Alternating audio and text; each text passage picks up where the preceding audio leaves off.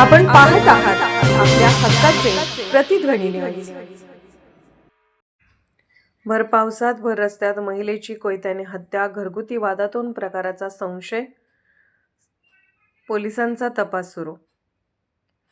आज माझा शेवट तर तुझा शेवट स्टेटस ठेवून पत्नीचा कोयत्याने खून, एसटी स्टँड परिसरातील घटनेने खळबळ।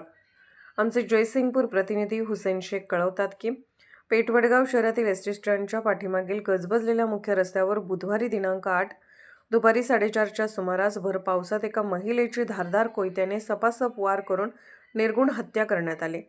या थरारक घटनेमुळे शहरात एकच खळबळ उडाली असून नागरिकांमध्ये भीतीचे वातावरण पसरले आहे। अमृता दीपक कांबळे, राहणार सावर्डे, तालुका हातकणंगले असे मृत महिलेचे नाव आहे। प्राथमिक माहितीनुसार घरगुती वादातून ही हत्या झाल्याचा संशय व्यक्त करण्यात येत असून पतीवर संशय असल्याची माहिती समोर आली आहे। मात्र याबाबत पोलिसांकडून अद्याप अधिकृत दुजोरा देण्यात आलेला नाही।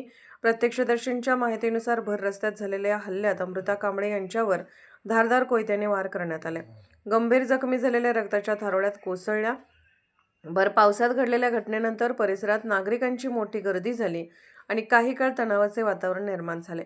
घटनेची माहिती मिळताच पोलीस निरीक्षक गोरख चौधर यांच्या मार्गदर्शनाखाली पोलीस पथकाने घटनास्थळी धाव घेतली। पोलीस उपनिरीक्षक प्रियंका खाडे यांच्यासह आबासाहेब पाटील, श्रीकांत दाभोळकर, भूषण शेटे, काकासाहेब स्वामी, महेश गायकवाड, अनिल अष्टेकर, लखन सावंत व कुलदीप मोहिते यांनी घटनास्थळाचा पंचनामा करून तपास सुरू केला।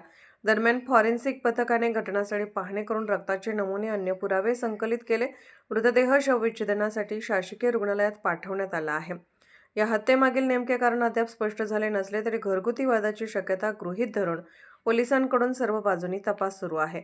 संशयिताचा शोध घेण्यासाठी विशेष पथके रवाना करण्यात आली असून भर दिवसा गजबजलेल्या बाजारपेठेत या हत्याकांडामुळे पेठ वडगाव शहर हादरले आहे।